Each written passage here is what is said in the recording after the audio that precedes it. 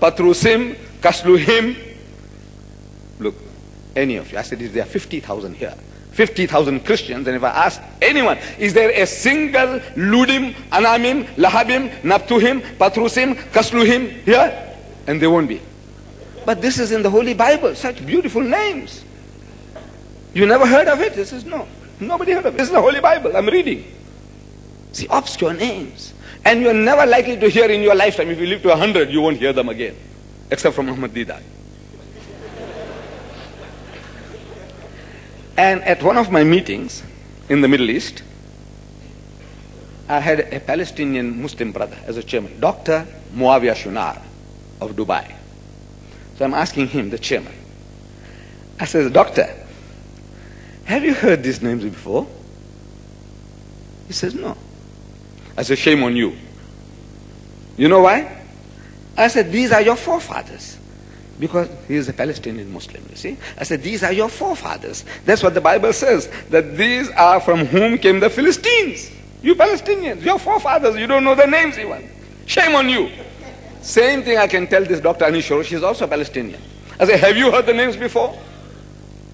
Most probably. I expect, unless somebody tells him, hey, that's going to ask you this question, doesn't matter. He might say, yes. I said, somebody informed you. I'll ask him, I said, look, have you heard these names before?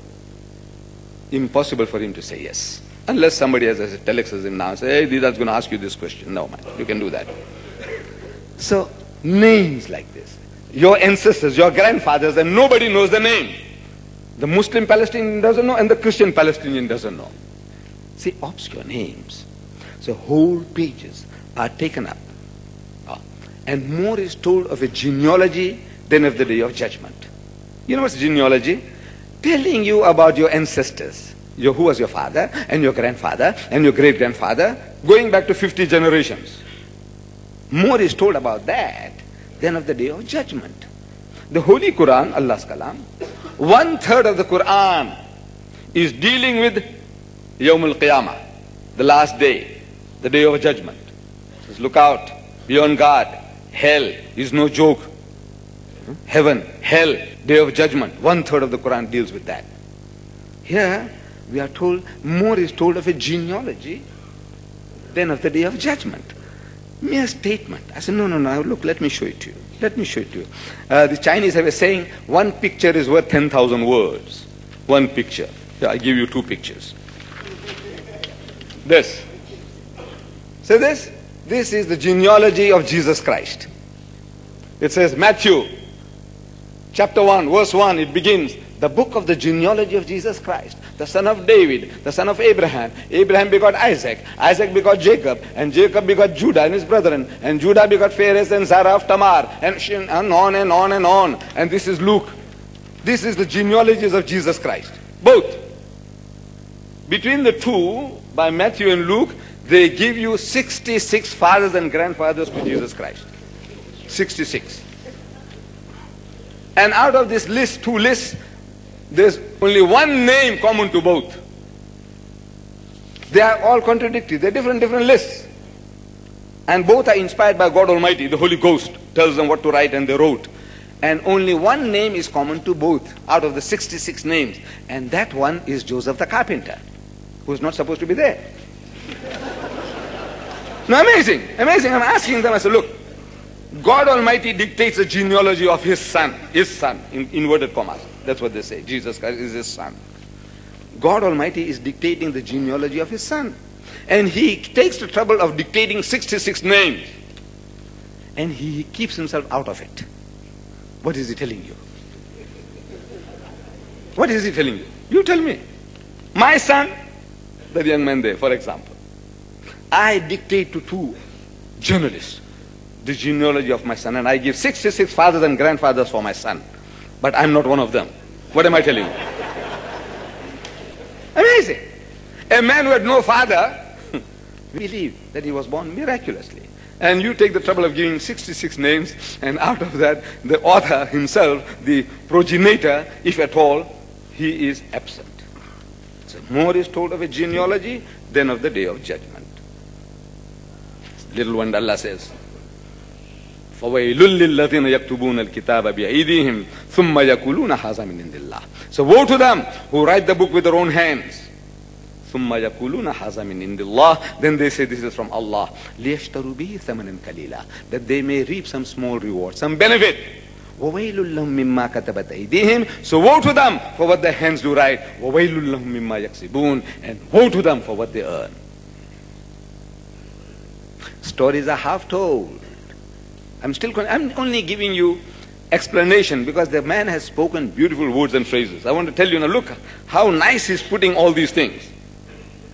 So stories are half told. And the night falls. I mean, there's a close. Before we can tell, we're victory. What happened? What's the outcome? Nothing. You know nothing. I give you. Matthew, chapter 27, verses 52 and 53. It speaks about wandering corpses, dead bodies coming out of the graves and walking the streets of Jerusalem. And the graves were opened. And many bodies of the saints, those goodly people that were dead and buried for centuries. Many bodies of the saints who had fallen asleep, means they were dead, were raised.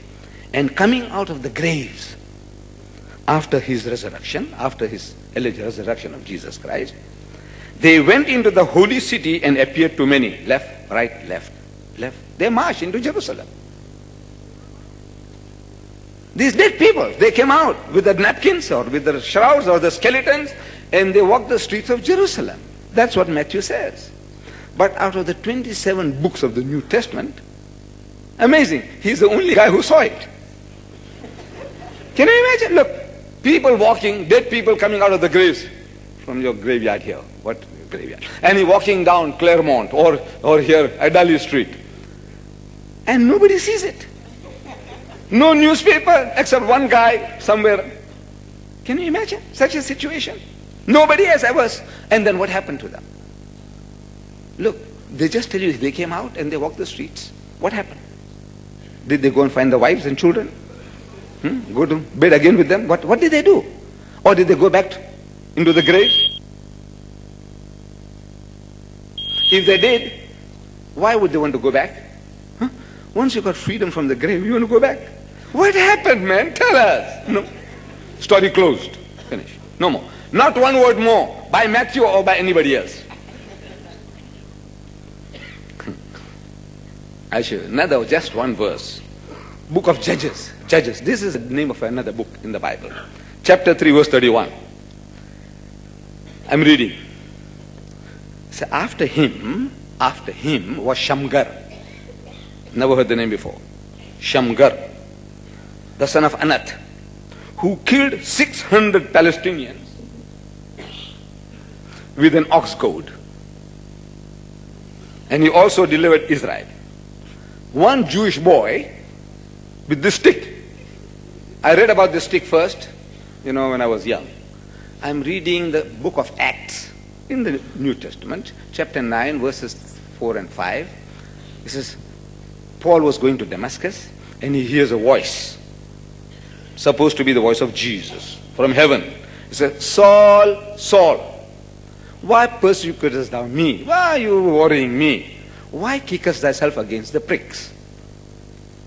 So man, I says, what is this? What kind of a holy book is this? So I started going and asking priests, what is this? Nobody could tell. Nobody. Now in the latest Bible, the King James Version, they said goad. Why kickest thyself against the goad? I'm asking, do people know what is a goad? Nobody knows. So I said, look, this is a goad.